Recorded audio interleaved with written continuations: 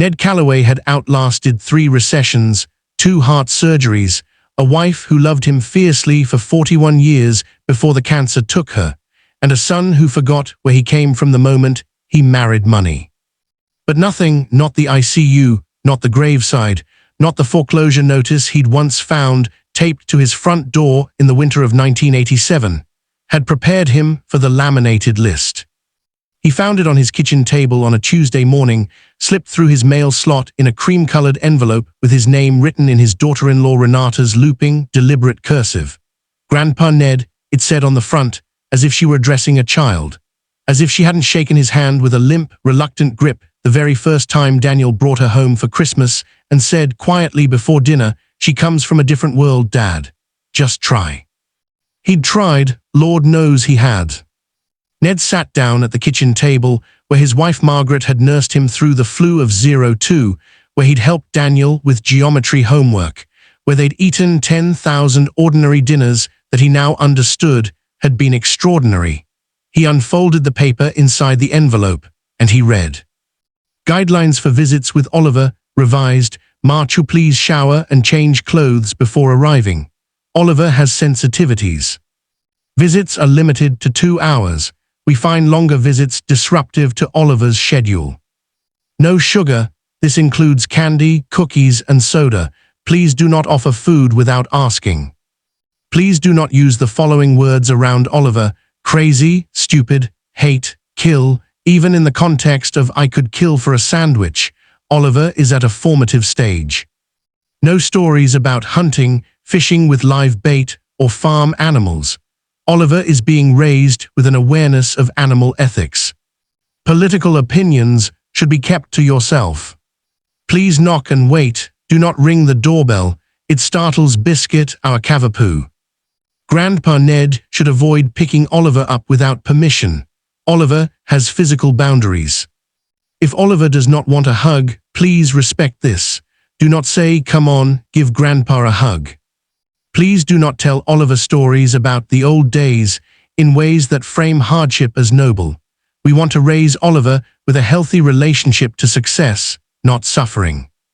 There were 12 rules in total. Ned read them twice.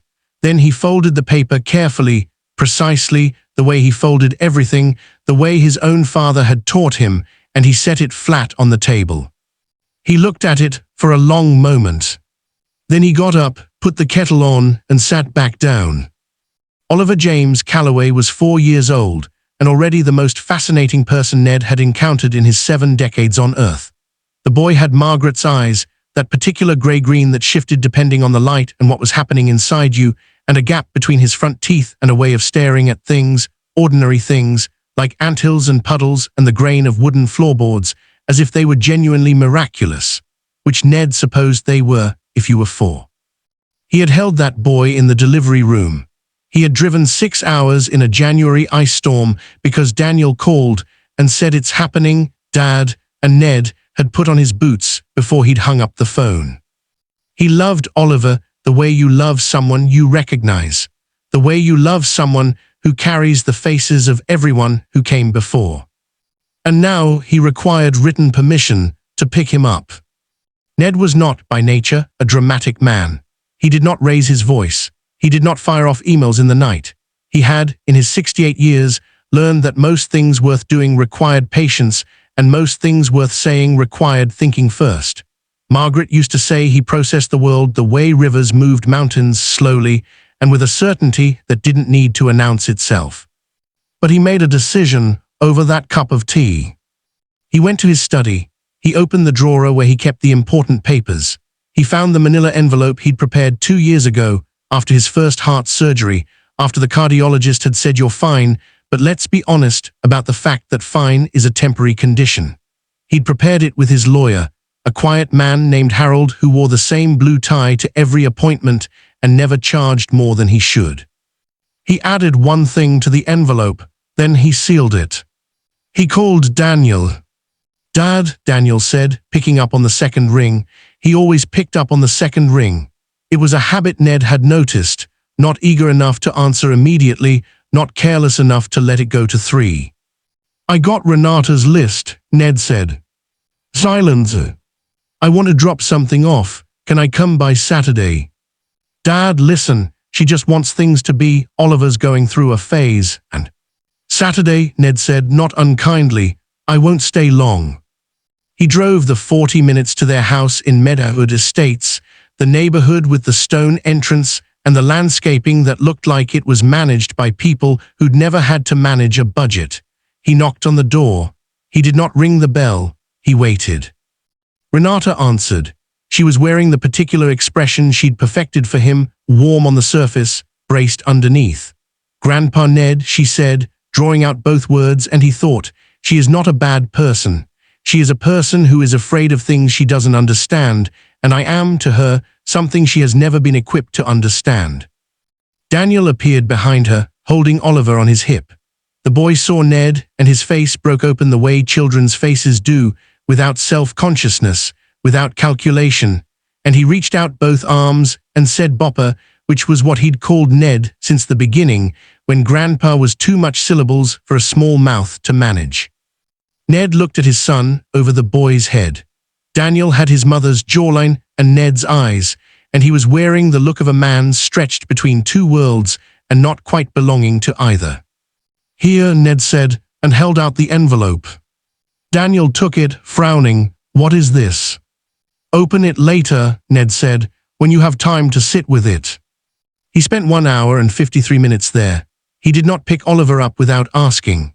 He asked, and Renata hesitated, and Oliver said yes, Bopper UP, and so Ned held him, and the boy smelled like something sweet and clean, and Ned thought, Margaret, you would have adored this child into absolute chaos.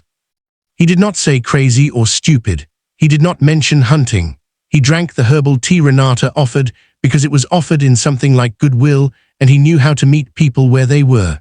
He told Oliver about the time a squirrel got into the house when Daniel was 7, and it was not a story about hardship. It was a story about a squirrel, and Oliver laughed so hard he got hiccups. On the way out, Daniel walked him to the car. Dad, what's in the envelope? Ned opened his car door. It's everything, he said. The house. What's in the accounts, the truck, your grandfather's watch. The lawyer's number is in there. Harold, you've met him. Daniel stared at him. Dad, why are you sick? Is something? I'm fine, Ned said. Better than fine. He looked at his son steadily. But I've been thinking about what gets passed down, about what a man leaves behind. He paused. There's a letter in there too, from me. You don't have to read it now. He got in the truck. Daniel stood in the driveway with the envelope at his side, looking the way he'd looked at 9 years old when he'd realized, finally, that his father was not going to stop loving him no matter what he did. Like it was both relief and responsibility, like it was a lot to hold. Ned drove home. He made dinner. He ate it at the kitchen table under the good light. Daniel called at 9:30 that night. His voice was different, stripped of something. Dad's the letter. I meant every word, Ned said. You said, Daniel stopped, collected himself. You said you weren't angry. I'm not. You said you understood that Renata is, that she grew up differently, that she's not trying to. I know, Ned said. I know she isn't. You said, another pause longer. You said that the only rule that mattered was that Oliver knows he's loved, and that you would find a way to make sure he always knew, regardless. Yes. The line was quiet for a moment.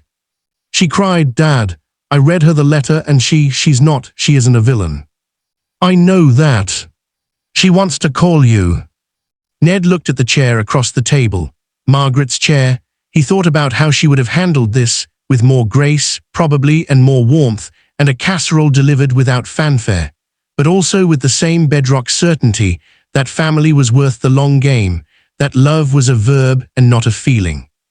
Tell her to call, he said. I'll answer. He would, he always did.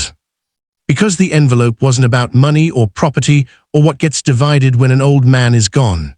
It was about something harder to name, a declaration in ink that the past was not erasable and the future was not forfeit, and Oliver James Calloway, with his gap-toothed grin and his grandmother's eyes, was going to know exactly where he came from. All of it, every stubborn, tender, difficult, faithful inch. Whether it was on the approved list or not.